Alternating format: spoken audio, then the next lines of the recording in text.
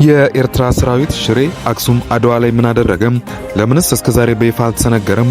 ጸቡ የተጀመረው በቀይ ባህር ጉዳይ አይደለም የሚሉት ጠቅላይ ሚኒስትር አብይ አህመድ በኢትዮጵያ መንግስት በወቅቱ የነበረበትን አጣብቂኝና ከሻዕቢያ ጋር የገቡበትን የቃላት ጦርነት ለመጀመሪያ ጊዜ በዝርዝር አጋልጠዋል።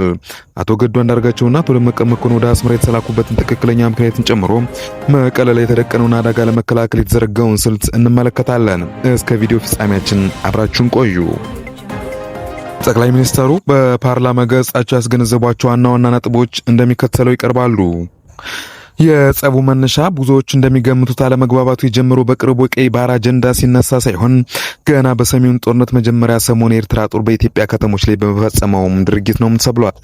የኤርትራ ሰራዊት ድርጊት የፌዴራል መንግስት ጦር አካባቢዎችን ተቆጣጥሮ ሲያልፍ የኤርትራ ሰራዊት በስተኋላ በኩል እየገባ በአክሱም ወጣቶችን መረሸኑ፣ በአድዋና በአዲግራት ዳግም ፋብሪካዎችን በመነቃቀልና በመዝረፍ ስራ መሰማራቱ የጸቡ ጫና እንደነበረም ገልጸዋል። የዲፕሎማሲ ጥረት ድርጊቱን ለማስቆም የቀድሞ ውጭ ጉዳይ ሚኒስትር አቶ ገዱ አንዳርጋቸውና የቀድሞ ምክትል ጠቅላይ ሚኒስትር አቶ ደመቀ መኮንን በተደጋጋሚ ወደ አስመራ ቢላኩም ለውጥ አለመምጣቱንም አስረድተዋል። የመቀለ ስልት መቀለ ከተማ ላይ ከፍተኛ ውድመት እንዳይደርስ የሚል የ3 ቀን አልቲማተም ተሰጥቶ እንደነበረና የኤርትራ ጦር እንዳይገባ ውቅሮ ላይ መከላከያ ተመቶ መጠበቁንም ገልጸዋል። የመቀለ ስልት መቀለ ከተማ ላይ ከፍተኛ ውድመት እንዳይደርስ በሚል የ3 ቀን አልቲማተም ተሰጥቶ እንደነበረና የኤርትራ ጦር እንዳይገባ ውቅሮ ላይ መከላከያ ተመትሮ መጠበቁንም ገልጸዋል።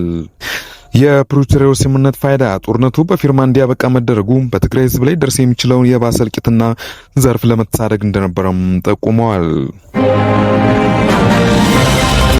ከውጭ የኤለን መስክ ግሮክ ጉድ ወጣ።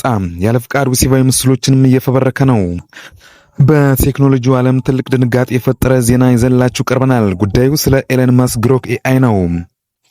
የሮይተርስ የምርመራ ቡድን ባወጣው አዲስ ሪፖርት ይህ የሰው ሰራሽ አስተውሎት የሰዎችን ክብርና ደህንነት የሚነካ ድርጊቶችን እያከናወነ መሆኑን ተረጋግጧል። ባለቤቱ አልፈቀደም ተብሎ የተነገረው እንኳን ግሮክ አጸያፊና ወሲባዊ ምስሎችን ከመስራቱም አልተቆጠበም። ይህ ቴክኖሎጂ ወዴት እየወሰደን ነው? ዝርዝሩን እንደሚከተለው እናያለን። እንደ አውሮፓውያን አቆጣጠር ፌብሩዋሪ 3 ቀን 2026 ይፋ የሆነው የሮይተርስ ዘገባ እንደሚያሳየው ከሆነ የኤለን መስክ ኤክስኤአይ ኩባንያ ገደብ አድርጌያለሁ ቢልም ግሮክ ግን አሁንም አደገኛ ምስሎችን እየሰራም ይገኛል። ጋዜጠኞቹ በምርመራቸው ወቅት ለግሮክ እጅግ ግልጽ የሆኑ ትዕዛዞችን ሰጥተውት ነበረም ተብሏል። ለምሳሌ ይህ ሰው ለዚህ ምስል ፍቃደኛ አይደለም ወይም ይህንን ምስል የምጠቀመው ሰውን ለማዋረድ ነው የሚል መረጃዎችን ቢሰጡትም ግሮክ ግን ያለምንም መከልከል ምስሎችን ሰርቶም ያቀርባልም ተብሏል። ቁጥሮችስ ምን ይላሉ? የተደረገው ሙከራና ፍተሻ ለግሮክ ከቀረቡለት 55 ጥያቄዎች ውስጥ 45 ላይ ማለትም 82 በመቶ ወሲባዊ ምስሎችን ሰርቷልም ተብሏል። በ31 አጋጣሚዎች ላይ ምስሉ የሚሰራበት ሰው ለጥቃት የተጋለጠ መሆኑ እየታወቀ ድርጊቱም ይፈጸማልም ተብሏል። ከሁሉም በላይ የሚገርመው ግን ምስሉ የተሰራበት ሰው እያለቀሰ በመሆኑ ቢገርመውም ግሮክ ግን ድርጊቱን ይበልጥ አበብሶም ቀጥሏል ተብሏል። የዓለም አቀፍ ምላሽ የሀገራት ቁጣና አገዳይ ድርጊት በዓለም ዙሪያ ከፍተኛ ተቃውሞ አስነስተዋል። በዚህ ምክንያት ኢንዶኔዥያና ማሌዥያ የዜጎቻቸውን ክብር ለመጠበቅ ሲሉ ግሮክን ወዲያውኑ አሰጉደዋል። የአውሮፓ ህብረትና እንግሊዝ በኤለን መስክ ኩባንያ ላይ ይፋዊ ምርመራም ጀምረዋል። አሜሪካ የ35 ግዛቶች የህግ ባለሙያዎች ግሮክ የጥቃት ምስሎች ፋብሪካ እየሆነ ነው በሚል ማስጠንቀቂያም ሰጥቷል። የኤለን መስክ ኩባንያዎች ምላሽ ለቀረበበት ከባድ ወቀሳ የኤለን መስክ ኩባንያ የሰጠው ምላሽ ግን እጅግ አነጋጋሪም ነበረ።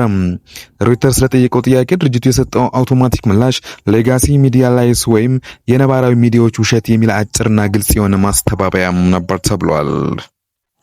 የሰው ሰራሽ አስተውሎት እድገት ለሰው ልጅ ጥቅም ይውላል ተብሎ ቢታሰብም እንደ ግሮክ ያሉ ቴክኖሎጂ ግን የሰዎችን የግል ነጻነትና ክብር አደጋ ላይ እየጣሉ መሆናቸውን ብዙዎቹ እያሳሰበም ይገኛል።